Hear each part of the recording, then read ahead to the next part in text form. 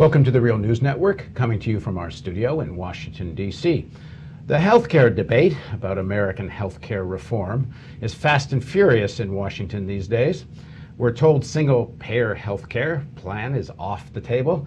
I can't quite figure what's on the table. So to help us figure it out, I'm joined by Roger Hickey. He's the co-director of the Campaign for America's Future, an advocacy group promoting progressive economic change. Thanks for joining us. Good to be here. So as I said, last week, in the last couple of weeks, there have been hearings, Senator Baucus's hearings, and single-payer people were not at the table.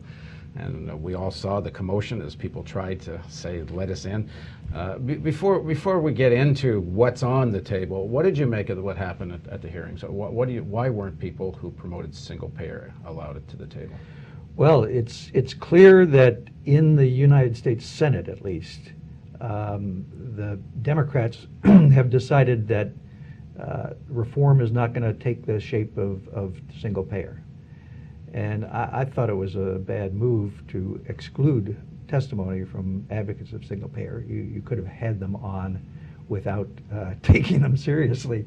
But it was quite remarkable that the single payer advocates, in a very dignified way, pointed out with their bodies how the debate has ignored them. It seems rather strange, especially when President Obama has said on many occasions, including just a few days ago at this town hall in New Mexico, that if we were starting from scratch, he says, single payer is a better plan. But we know every country that has single payer, nobody ever started from scratch. It had to be introduced within a market system and then introduced. So this starting from scratch argument doesn't make much sense to me. So why not at least have it there for everyone to see? Listen, I believe that the Congress and the President should be talking about single payer as one of the options. And I'm not responsible for what they're doing right now. It's the limits of what everybody but Bernie Sanders, who's the one socialist in the Senate, is willing to listen to and advocate at this point. I mean, certainly it's support in the Congress. There's a bill. There's something like 40 representatives have signed on to it, and public opinion seems to be in favor of it. So what the argument we're hearing against single payer even being discussed really is that it's not politically feasible, which really comes down to the Senate, doesn't it? It's not about American public opinion. It's about what can you get through the Senate. So what are we being told? A system, single payer, might be better, but the Senate is either too wedded to what they're calling a free market model, or bought, or too influenced by insurance companies, and that's why we can't go there. So we have to go another way. It's clear that the American political system right now is not going to deal with single payer. And it's not just the Senate, although that's the worst situation. There's a group of members of the House of Representatives who are supportive of single payer, but they're a small minority.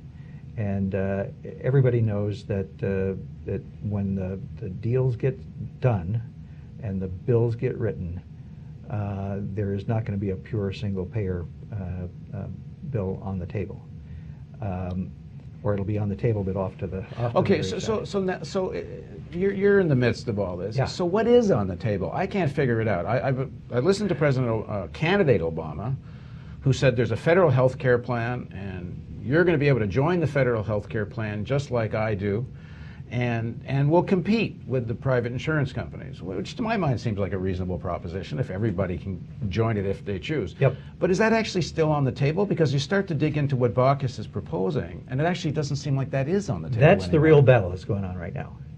The real battle that the American people and everybody listening should weigh in on is whether or not the American reform is going to include the option of a public insurance plan.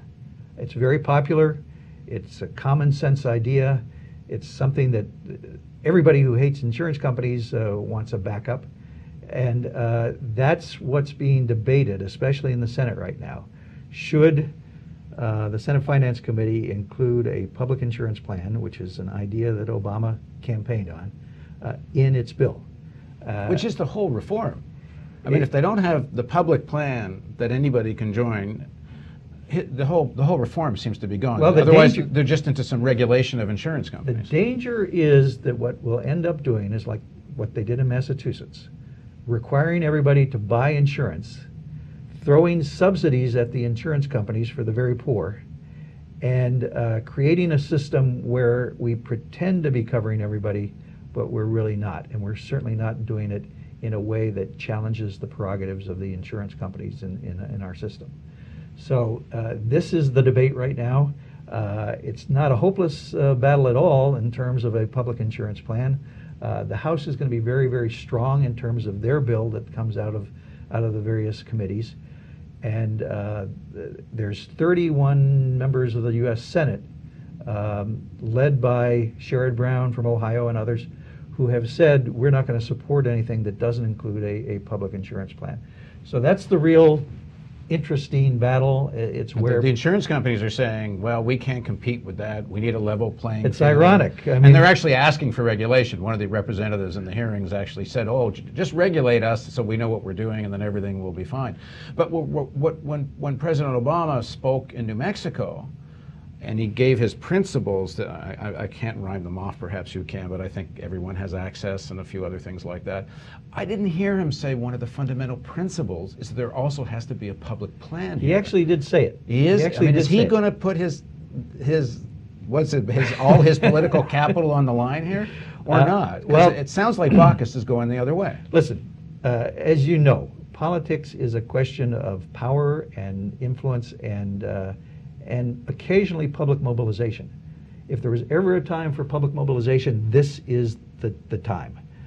During this summer, the legislation is going to be written, the deals are going to be struck, and now is the time for the American people to weigh in. I am part of a coalition called Healthcare for America Now, which has 1,000 civic organizations, big ones and little ones, all over the country.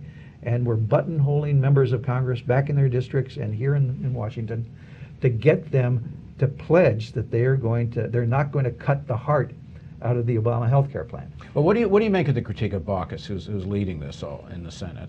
That I think, I can't remember the numbers, but apparently he's one of the people that in terms of political campaign contributions got more money than anyone else. Well, of course, certainly not on his own. Is Obama ready to fight this? Because he seems like, I loved his Notre Dame speech, so everybody knows. We may replay it again, but I'm sure it's everywhere for you to see it. But he's so, it seems, wanting to find common ground that if he finds too much common ground with the insurance companies, then he's lost his health care reform. Well, listen, I went to the health summit that he did, and what I concluded is that Obama will do what he thinks is possible. And therefore, I'm not sitting around waiting for Obama to weigh in heavily. I'm working with a network of organizations that is weighing in with Obama and with all the political system, including the U.S. Senate, to tell them that there is strong public support. I think Obama would like to do a public insurance plan. But he campaigned on it. It was his mandate. He promised it. And this was the heart of the change he promised. Listen, I think the job of politics is getting politicians to go with their promises, to keep their promises because they know the American people want them to do it. So we can sit here and talk about whether Obama is going to weigh in or not. The important thing is that the American people and organizations like organized labor and civic organizations and consumer organizations and lots of other groups, women's groups, weigh in and tell the president, we support a public insurance option that guarantees high quality health care for everybody and anybody can choose it. That is the important battle that's going on now, and we're saying that to every politician from the left to the right. Well, the devil in all this is to some extent in the details. So in the next segment of our interview, let's dig into the devil. Okay. Please join us for the next segment of our interview with Roger Hickey.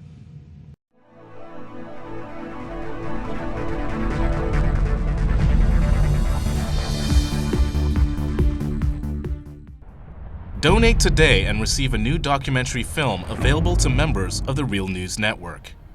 The History of the National Security State with legendary author Gore Vidal.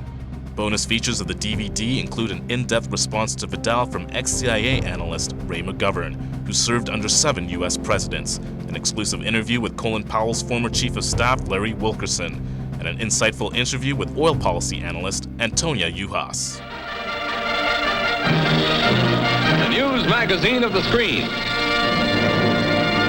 Living glimpses of history in the making. Hollywood and Washington, there's a symbiotic relationship. They both deal with illusions. Reality doesn't often play much of a part. I think I saw through the myth of the Cold War almost from the beginning.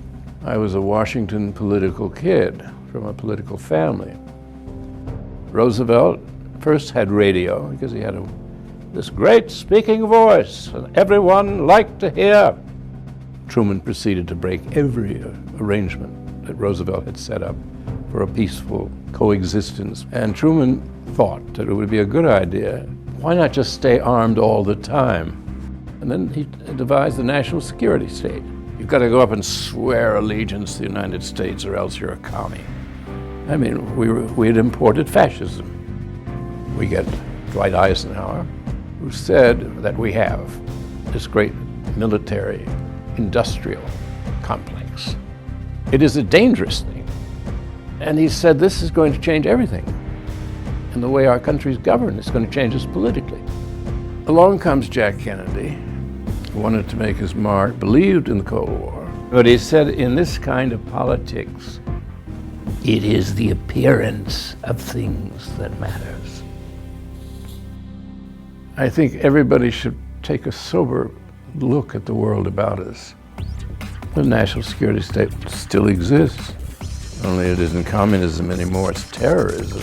This is the most serious thing that has happened in the history of the United States. Knowledge is power. We need an honest news system. We need the real news. This is the sort of thing we can build right now without anyone else's permission from the government or from the business community. It's the powers in our hands. If we're not going to sleepwalk into more wars, we think we need to start with a television news network that won't bow to pressure and has the courage to seek facts. And that means independent economics. And that's why we need you. Make a tax-deductible donation now of at least $10 a month or a one-time give of at least $75. As a thank you for your support, we will send you the new documentary film, The History of the National Security State.